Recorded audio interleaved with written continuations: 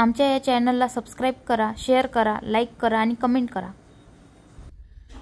पंचमहाभूत जमीन, हवा, अग्नी,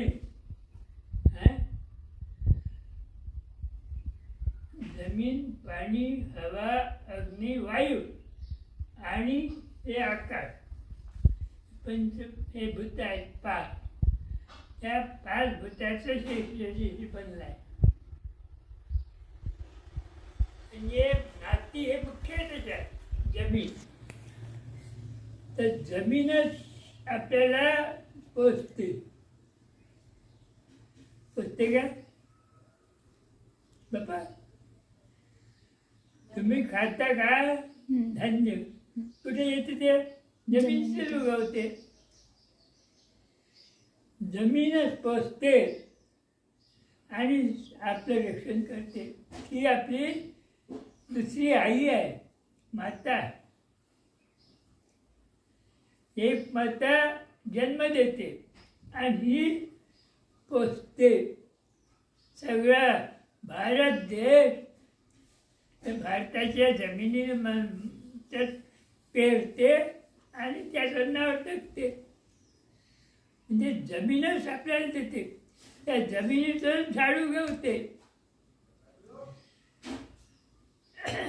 जारड, अंडल, श्वेतल आणि उद्भिद या चार खाली आहेत. याच्यातून प्राणी निर्माण होते. अंड्यातून प्राणी होते की नाही? जमिनीतूनच ते झाड उगवते. उगवलं वाढते म्हणजे त्याचा जीव आहे.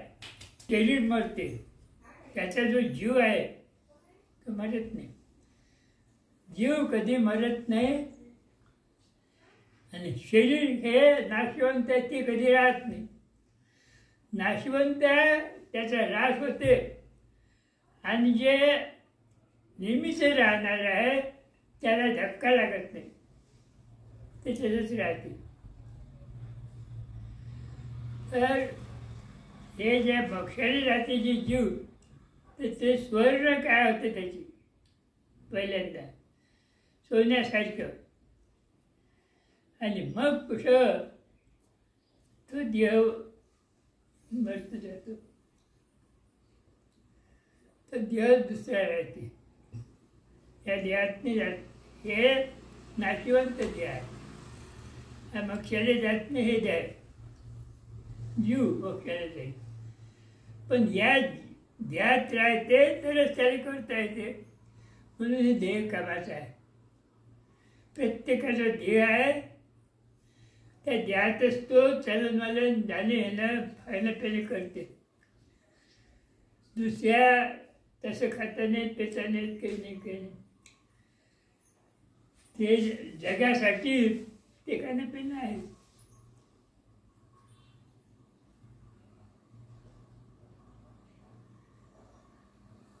असं आहे जीवात्मा. परमेश्वर आणि परमेश्वराचा आणि जीवाचा संबंध कोणता आहे? परमेश्वर जीवाचा नित्य बंधू. परमेश्वर जीवाचा नित्य बंधू आहे. भावाचं नातं आहे. पण या शरीराचं आहे का? नाही. हे शरीर नाशिवंत आपण इथंच घेतलं, हे इथंच टाका लागते. जमीनचं झालं, जमीनचेच टाका लागते. म्हणजे घेतले आणि ते दिले सारखं झालं. कुठे जावं लागत नाही. इथंच घेतलं, तिथंच टाकलं. काही करा, ह्या पदार्थ कोणतेही असो, तो की नाही तर त्याची मातीच होते. हे लाकूड आहे ना, काही दिवसांनी माती होईल.